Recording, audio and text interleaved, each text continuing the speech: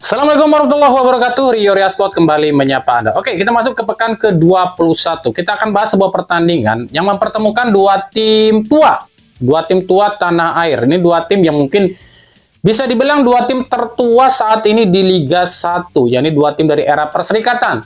Antara Persib Bandung kontra PSM Makassar. Dua tim ini bisa disebut dua tim juara ya. Karena PSM Makassar juara musim 2022-2023. Sementara Persib juara musim 2023-2024. Nah, pastinya laga ini akan sangat ketat karena kalau dua tim ini ketemu sejak era perserikatan maupun Liga Indonesia, dua tim ini selalu ketat ya. Bahkan rekor pertemuannya pun hampir imbang. Bahkan bisa dibilang Persib ini agak selalu kesulitan kalau menghadapi PSM Makassar. Lalu bagaimana nih dengan musim ini? Apakah Persib akan kembali kesulitan menghadapi PSM Makassar atau hasilnya seperti pertemuan pertama yakni tanpa gol 0-0? Nah, kita akan coba cari tahu dan juga bagaimana sih persiapan kedua tim ini, kedua pelatih ini dalam menghadapi laga kali ini? BTW, pelatih Persib nggak bisa mendampingi Persib ya di laga kali ini kan akumulasi. Makanya ini akan lebih menarik ya.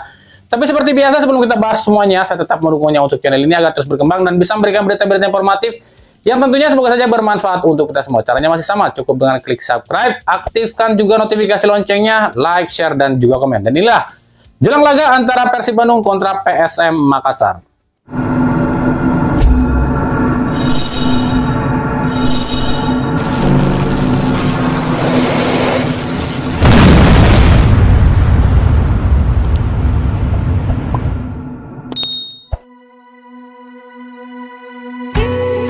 Di pekan ke-21 ada sebuah pertandingan yang mempertemukan dua tim di era perserikatan, yakni antara Persib Bandung kontra PSM Makassar. Dua tim yang bisa dibilang mungkin dua tim tertua saat ini di Liga 1 ya. Ya meskipun tim yang paling tua di Indonesia itu bukan mereka berdua, tapi yakni tim UMS atau kepanjangan dari Union Max Strength di Petak Singkian, Jakarta. Kenapa kami bilang bukan Persib atau PSM Makassar tim yang tertua saat ini di Liga Indonesia ya, tapi UMS, karena UMS ini tuh masih ada, masih aktif di Liga 3 atau Liga 4 ya. Sebenarnya bukan UMS sih yang tertua di Indonesia, tapi ada lagi, yakni Sidolik. Tapi Sidolik saat ini udah jadi namanya dipakai sebagai lapangan atau mungkin stadion ya.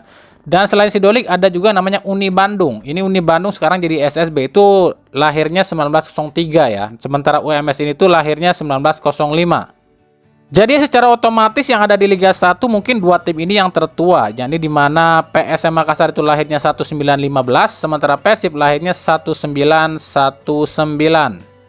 Tapi ada satu hal yang unik nih, meskipun dua tim ini bisa dibilang dua tim tertua saat ini di Liga 1, tapi ternyata dua tim ini tuh hampir sama loh dalam perolehan gelar juara sejak era perserikatan. Dimana Persib itu kalau di total ya dari zaman era perserikatan itu udah 8 kali juara, sementara PSM Makassar kalau di total dari era perserikatan itu udah 7 kali juara, meskipun yang diakui cuma dari tahun 1994 ya. Laga ini sendiri mempertemukan dua tim juara Liga 1. Ini PSM Makassar juara Liga 1 2022-2023 dan Persib Bandung yang juara Liga 1 2023-2024. Tapi di papan klasemen di pekan ke-20 ini dua tim ini tuh berbeda 7 peringkat. Di mana Persib ada di urutan 1 dengan poin 43, sementara PSM di urutan 8 dengan 31 poin. Soal rekor pertemuan dua tim ini, kami pun nggak menemukan artikelnya ya. Cuma kalau kita hitung sejak era Liga Indonesia dari tahun 1994, dua tim ini tuh udah ketemu sebanyak 19 kali ya di semua ajang lo ya. Dengan catatan Persib menang 7 kali, PSM menang 8 kali, dan 4 kali berakhir imbang. Sementara kalau di Liga sendiri, dua tim ini tuh udah ketemu sebanyak 14 kali lo ya. Dengan catatan Persib menang 4 kali. PSM menang 7 kali dan 3 kali berakhir imbang. Jadi intinya sebenarnya dua tim ini tuh kalau bertemu selalu alot, dan Persib itu selalu kesulitan kalau bertemu dengan PSM Makassar. Ini terbukti ya di 5 pertemuan terakhir PSM ini sedikit lebih unggul dibandingkan Persib Bandung, di mana dari 5 pertemuan terakhir dua tim ini Persib itu cuma baru 1 kali menang dari PSM, sementara PSM menang 2 kali dan sisanya 2 laga berakhir imbang. Di pertemuan pertama musim ini yang digelar di Stadion Batakan, dua tim ini tuh berbagi angka 0-0. Nah, di 5 laga terakhir ini Persib tuh raih 2 kemenangan, 2 kali hasil imbang dan 1 kali kekalahan. Sementara PSM di 5 laga terakhir meraih 2 kali kemenangan, 1 kali hasil imbang, dan 2 kali kekalahan. Sebelum ke laga ini, Persib itu menang 1-3 dari Arema. Sementara PSM sebelum ke laga ini justru ditekuk oleh Dewa United dengan skor 3-2. Pemain kunci di laga ini atau pemain yang harus diwaspadai oleh kedua tim ini tuh tentu saja kalau di Persib ini PSM harus waspada dengan yang namanya Tyrone Del Pino ya, yang sejauh ini sudah cetak 11 gol. Sementara di PSM ini para pemain Persib harus waspada nih dengan striker baru PSM Makassar dengan julukan Why Always Me alias Balotelli KW, yang cukup apik nih sejak direkrut di putaran 2. Sudah cetak 3 gol dari 3 laga alias 3 laga berturut-turut dia ini cetak gol. Cuma yang membedakan adalah antara Tyrone dan juga Balotelli ini. Kalau Balotelli ini bisa moncer lantaran adanya pergerakan atau progres umpan dari lini tengah PSM Makassar. Sementara Tyrone Del Pino itu bisa gacor lantaran pergerakan dan kejeniusannya dia sendiri. Nah itu tadi ya, sedikit sejarah, statistik, dan pemain kunci di kedua kesebelasan. Nah, lalu bagaimana nih persiapan dua tim ini?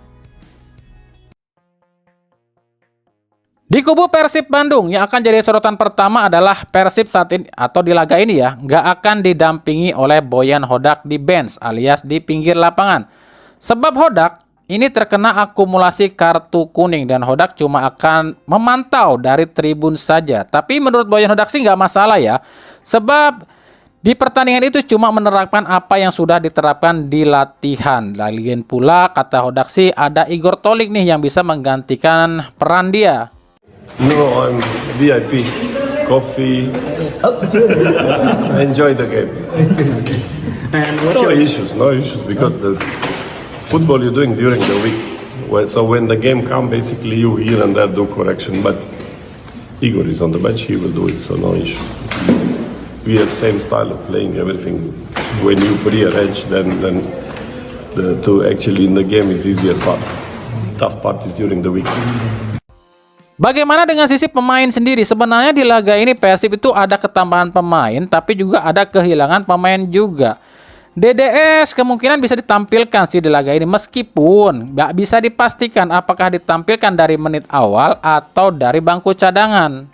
Lalu demikian juga dengan Dimas Derajat nih, sudah mulai terlihat ikut latihan bersama, tapi ini pun belum bisa dipastikan apakah Dimas ini akan dimainkan atau dimasukkan dalam susunan pemain di laga ini atau tidak. Tapi andai pun DDS ini di bangku cadangkan, ini artinya kemungkinan Gerven Castaner ini bisa mulai dari menit awal, sebab dalam latihan terakhir Gerven Castaner ini sudah mulai menemukan kondisi fitnya, meskipun katanya sih belum 100%.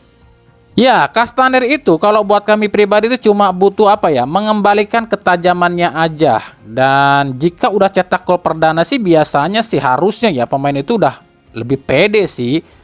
Yang jelas kalau kita bicara soal motivasi, seharusnya para pemain Persib di laga ini motivasinya jauh lebih tinggi. Sebab mereka bisa memutuskan tren kurang bagus ya, nggak pernah menang di beberapa atau sulit mencetak kemenangan di beberapa laga terakhir, dan terakhir malah menang nih. Menangnya pun lawan tim yang bisa dibilang rival Arema FC dengan skor yang telak juga 1-3. Jadi secara motivasi harusnya para pemain Persib ini udah lebih bagus lah. Tapi meskipun begitu, menurut top skorernya Persib, Tyrone Del Pino ini menilai laga ini laga yang sulit. Sebab menurut Tyrone, setiap tim itu bisa saling mengalahkan dan tentunya Persib harus berjuang untuk bisa menang di laga ini.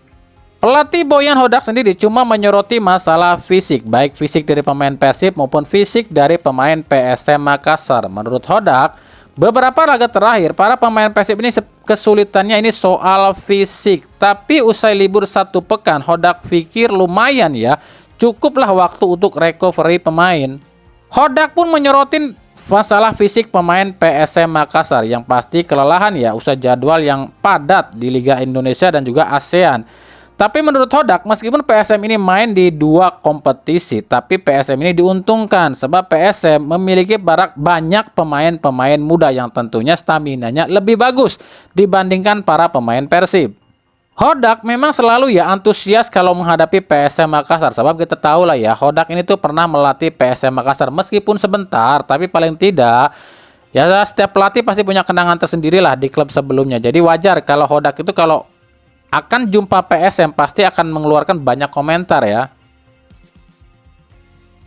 Menghadapi PSM Makassar, melihat kondisi David da Silva yang belum 100% fit, kemungkinan Boyan Hodak akan tetap mungkin menggunakan formasi seperti yang dipakai lawan Arema kali ya. Tapi ya kita tahu lah ya, Boyan Hodak ini adalah salah satu pelatih yang sangat sulit ditebak strategi dan formasinya. Tapi ya, ini formasi berikut yang akan kami tampilkan adalah formasi ya, kemungkinan aja loh ya, bukan formasi dari Boyan Hodak. Di bawah Mistar ditempati oleh Kevin Ray Mendoza. Trio center back ditempati oleh Nick Wipers, Gustavo Franca, dan juga Matteo Kocijan. Back kiri kemungkinan akan kembali ditempati oleh Edo Febriansa ya. Sementara back kanan tetap ditempati oleh Kakang Rudianto. Duet jangkar kemungkinan akan tetap sama nih, menempatkan Maklok juga Adam Alis ya. Nah, sisi sayap yang beda nih, karena Beckham Putra masih menjalani pernikahan atau baru nikah ya, kemungkinan masih dikasih libur kali ya. Jadi di sisi sayap ini kemungkinan cuma akan diisi oleh Ciro Alves dan Tyrone Del Pino yang menopang seorang Gervin Castaner di ujung tombak.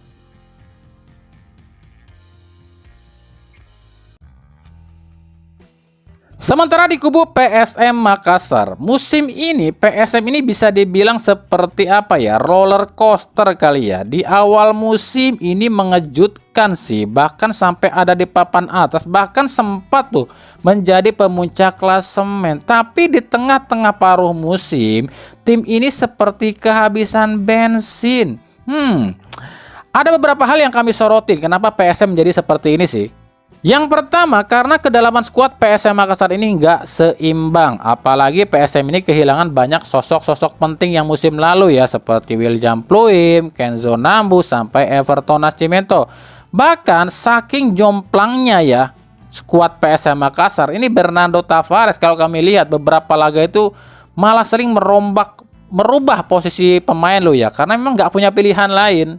Yang kedua, karena badai cedera. Ini beberapa pemain itu PSM ini cukup lama cederanya, kayak Reza Arya, M. Arfan, yang terbaru Yuran Fernandes, Nermin Haljeta, Victor Luis, Daisuke Sakai, Zaki Ashraf. Ini gonta-gantian ya cedera. Ini kan membuat Bernardo Tavares kesulitan untuk meracik strategi. Yang ketiga, karena jadwal yang padat ya. Ini sih ya penyakit semua klub di Indonesia ya kalau main di dua kompetisi. Tentu saja stamina yang terkuras dan fisik yang terus terkuras akhirnya menyebabkan kelelahan.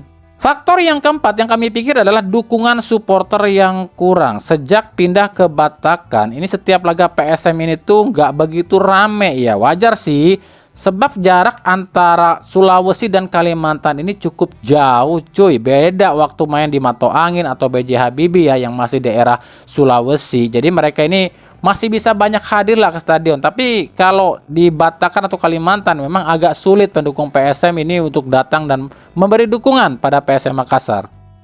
4 faktor inilah yang kami pikir membuat performa PSM ini tuh musim ini naik turun ya. Nah, menghadapi Persib Bandung, Bernardo Tavares dihadapkan masalah baru, yakni bomber anyarnya Balotelli. Ini bukan kabarnya sih, kemarin ketika lawan Dewa United itu ditarik keluar ya lantaran cedera. Dan belum ketahui nih, cederanya Balotelli ini serius apa enggak. Sebab ya nggak punya pilihan lain buat Tavares ya, karena Nermin Haljeta pun sejauh ini ya di musim ini performanya ini cukup jauh nggak memuaskan. Ditambah kapten mereka pun Yuran Fernandes pun belum tahu nih ini bisa ditampilkan atau enggak di laga ini. Sebab Yuran ini udah cedera lama ya, 3-4 pertandingan gak main lantaran robek otot paha ya. Jadi kalau prediksi kami ya, dengan kondisi yang gak terlalu banyak berubah, jadi mungkin Bernardo Tavares pun akan memainkan pemain-pemain yang sama saja seperti berikut ini. Di bawah Mistar ditempati oleh Reza Arya. Duet center back ditempati oleh Aloisio Neto dan Sahrul Lasinari. Bek kiri Victor Luis dan bek kanan kembali kemungkinan akan ditempati oleh Rizky Eka. Trio lini tengah ditempati oleh Latir Val, Akbar Tanjung dan juga Daisuke Sakai. Sementara 3 di depan kemungkinan tetap ditempati oleh Nermin Haljeta, Victor Detan, dan kalau Balotelli absen kemungkinan akan memasang Matius Silva.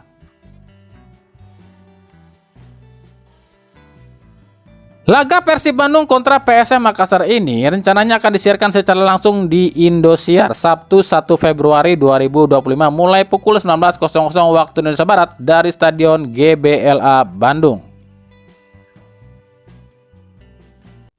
Oke, itu tadi ya sedikit kisi-kisi atau pandangan kami. Ini kami bilang dulu, ini cuma pandangan kami, ini cuma prediksi kami, bukan berarti kami sok tahu, tapi ini prediksi kami aja. Kalau kalian setuju silakan, nggak setuju juga nggak apa-apa. Nama juga pendapat masing-masing ya. Ini pendapat kami ya. Jalannya laga seperti itu.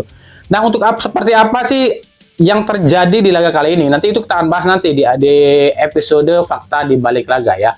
Makanya ikuti terus berita seputar sepak bola khususnya Liga Indonesia dan pernak-perniknya hanya di Rio Reasport. Terima kasih yang telah menyaksikan video ini dan mengunjungi channel ini. Kritik dan saran selalu kami nantikan di kolom komentar atau di media sosial kami yang ada di bawah ini. Oke, sampai jumpa di video-video kami selanjutnya dan salam Rio Reasport.